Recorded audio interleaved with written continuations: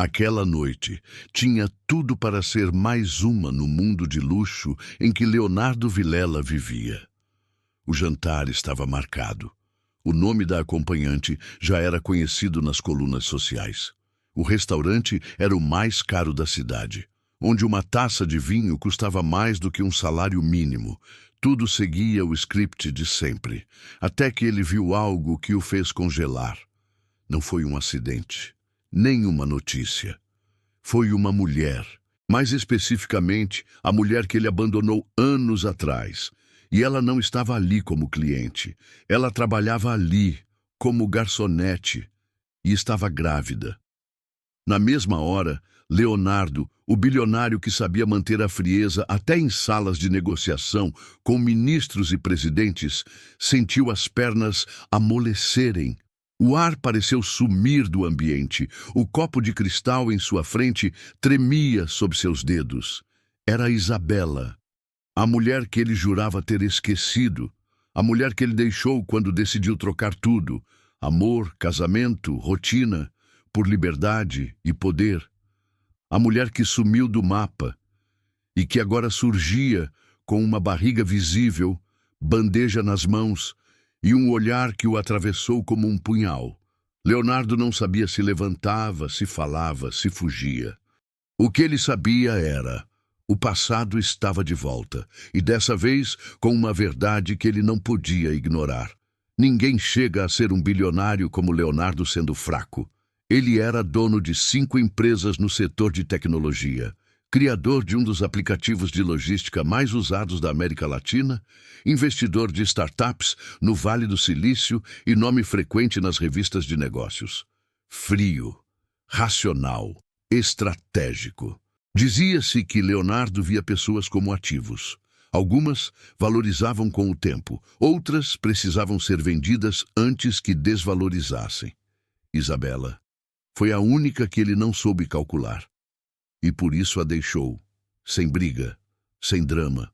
Apenas deixou de voltar para casa. Ela entendeu o recado e ele seguiu a vida. Pelo menos era o que achava.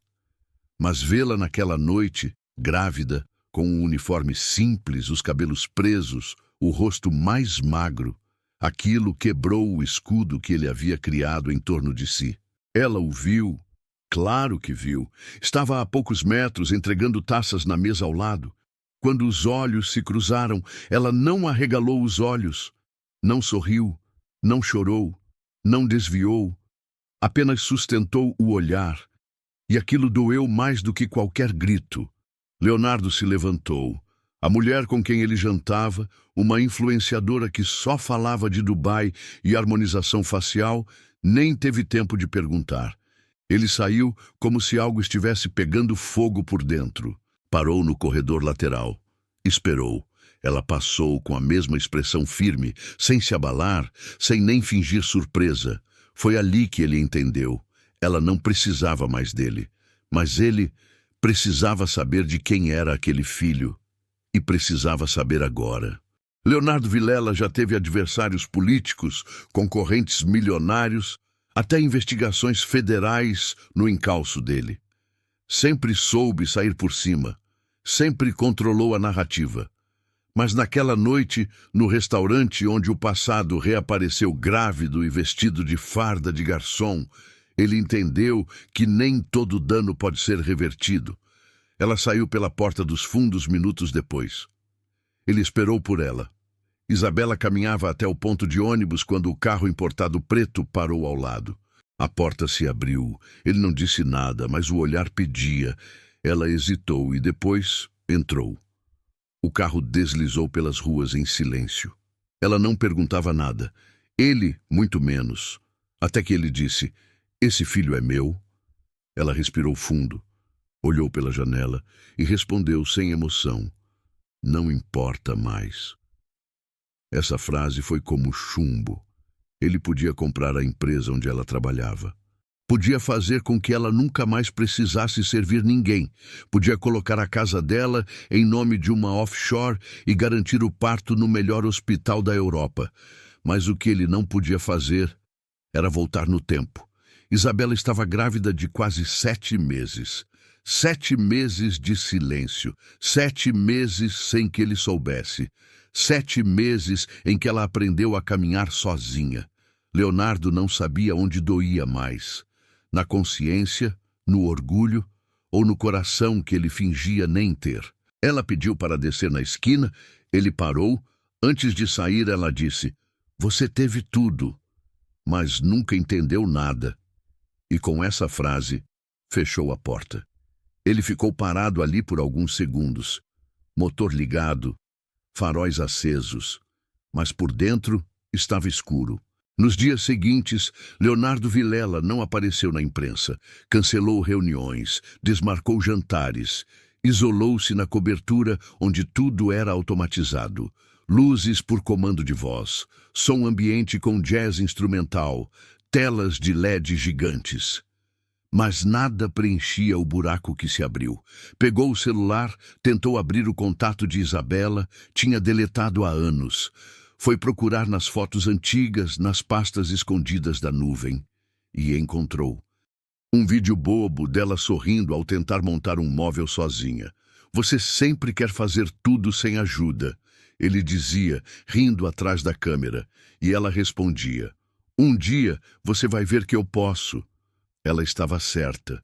Ele ligou, deu caixa postal, mandou mensagem, sem resposta. Tentou falar com o restaurante. Disseram que ela pediu demissão no dia seguinte. Era como se o destino estivesse ensinando a ele, o homem que sempre conseguia tudo, que algumas portas, quando se fecham, nunca mais se abrem. Mas ele não ia aceitar isso. Não sem tentar de verdade. Pela primeira vez, não para vencer, mas para merecer. Leonardo Vilela não era o tipo de homem que lidava bem com a ausência. Ele sabia lidar com rejeição de acionistas, com escândalos na mídia, com traições empresariais. Mas aquilo era jogo, era mercado. O que Isabela fizera era diferente. Ela o colocara diante de uma culpa que ele nunca soube nomear. E pior, o fizera sentir algo que ele não controlava: arrependimento verdadeiro. Ele começou a refazer os caminhos. Ligou para conhecidos dela. Ninguém sabia onde ela estava. Procurou em registros hospitalares, clínicas de pré-natal, nada. Enviou pessoas discretas para sondar, investigar, mas com ordens claras, sem invadir, sem ameaçar. Só observem.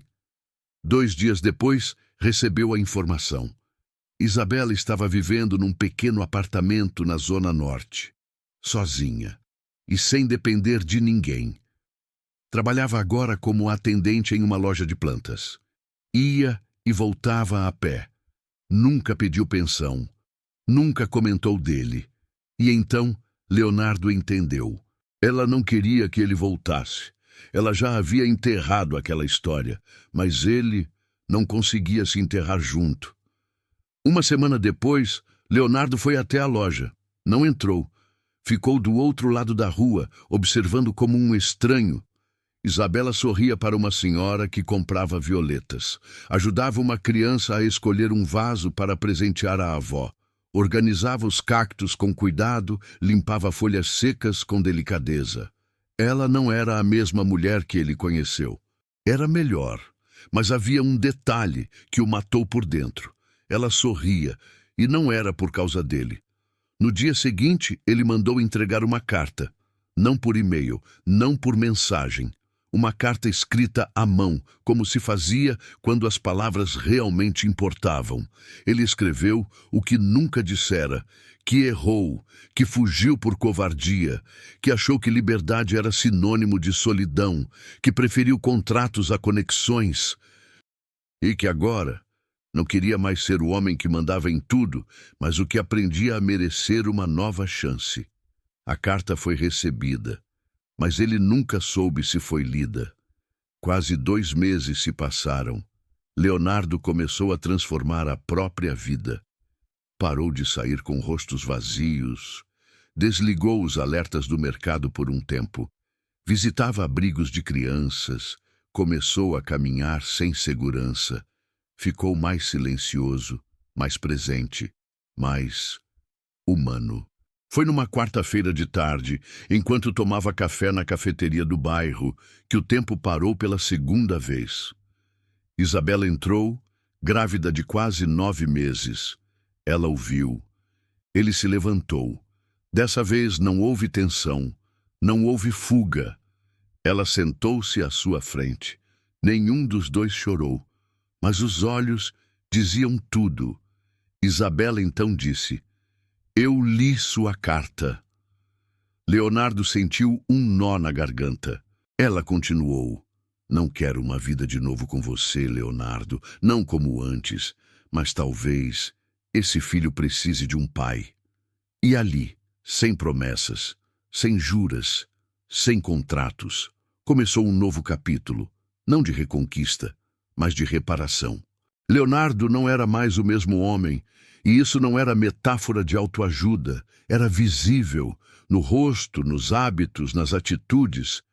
Quem o via agora andando pelos corredores da sua própria empresa sem entourage, oferecendo café para os funcionários ou perguntando pelos filhos de quem mal conhecia, estranhava, mas também respeitava mais.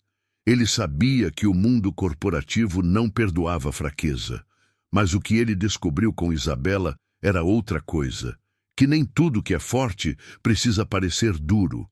Quando ela avisou que havia aceitado incluí-lo no parto como acompanhante, Leonardo não soube o que sentir.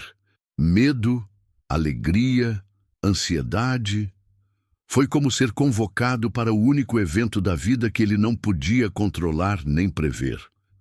Na madrugada seguinte, Isabela ligou, a voz calma, mas firme. Chegou a hora.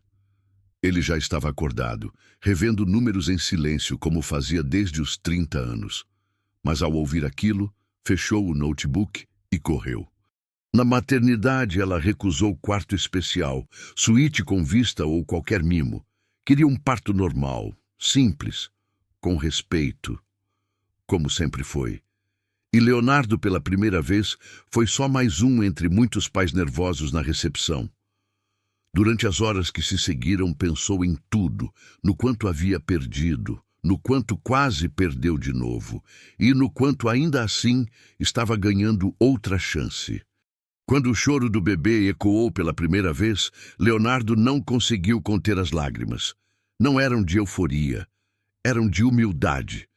Isabela segurava o filho como se já o conhecesse há 1000 anos. Ele se aproximou devagar.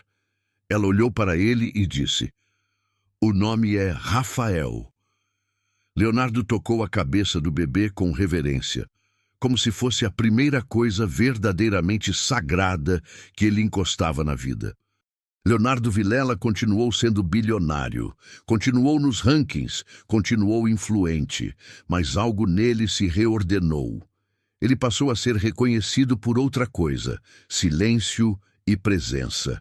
Não falava muito mais sobre projeções, lucros ou IPOs, mas falava com paixão sobre como Rafael aprendeu a sorrir, sobre como Isabela agora o chamava para as consultas, mesmo que em silêncio, sobre como as pequenas coisas, que ele antes ignorava, começaram a fazer mais sentido do que qualquer prêmio ou fusão. E o mundo ao redor também começou a responder diferente. Pela primeira vez, Leonardo Vilela não era só admirado, era respeitado. O tempo passou como passa para quem não controla mais tudo. Rafael completou 3 anos com os olhos do pai e o sorriso da mãe. Era curioso, silencioso e adorava deitar sobre papéis enquanto Leonardo tentava trabalhar. Na empresa, todos já sabiam que depois das 18 horas, Leonardo não marcava mais reunião. Às terças, saía mais cedo para buscar o filho na escola. E aos domingos, preparava café na casa de Isabela enquanto ela organizava as plantas no quintal.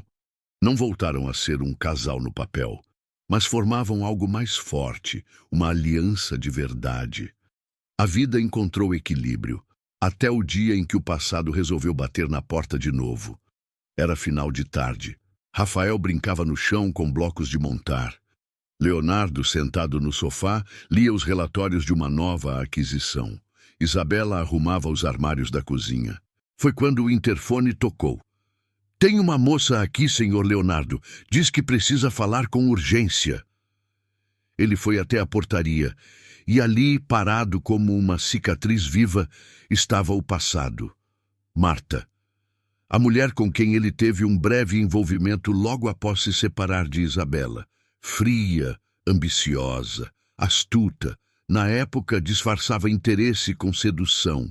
Agora, com outra expressão, segurava nos braços uma criança de 2 anos. Ela é sua filha, disse sem rodeios. Leonardo sentiu o chão abrir. A reação não foi escândalo, foi silêncio. A mesma dor gelada de quando viu Isabela grávida anos atrás. Marta deixou uma pasta de exames de DNA e sumiu. Não queria pensão, não queria escândalo, apenas queria que ele soubesse, e ali estava. Mais uma filha, de um tempo que ele queria esquecer. Leonardo não falou com Isabela no mesmo dia. Precisava pensar, mas no fim daquela semana, sentou-se com ela e contou tudo, sem omitir nada, sem floreios. Ela ouviu, respirou fundo e disse: "Você está diferente. Antes, esconderia isso até explodir." Leonardo olhou para ela com os olhos cheios. Ela segurou sua mão. E ali, como sempre, não houve drama. Houve acolhimento. Isabela não o julgava mais pelo que foi. Ela via o que ele estava se tornando. Meses depois, Leonardo encontrou a criança novamente. Seu nome era Laura. Com tempo, delicadeza e sabedoria, Leonardo começou a integrar os 2 filhos, Rafael e Laura, em um convívio respeitoso. Fez questão de garantir que nenhuma criança herdasse a culpa de seus erros. E ao fazer isso, descobriu que o verdadeiro legado que deixaria ao mundo não eram empresas nem ações. Era ser um homem que aprendeu a amar, mesmo depois de ter quase perdido tudo. Hoje dizem que Leonardo Vilela continua entre os bilionários mais influentes do Brasil. Mas se você perguntar a ele o que mais vale na vida, ele não vai citar patrimônio, imóveis ou cotação do dólar. Ele vai falar de Rafael, de Laura, de Isabela, e vai contar que tudo começou numa noite, no restaurante mais caro da cidade, quando ele viu a mulher que o amou de verdade servindo uma mesa e carregando o filho dele no ventre. A partir daquele instante, nada foi como antes, e graças a Deus por isso.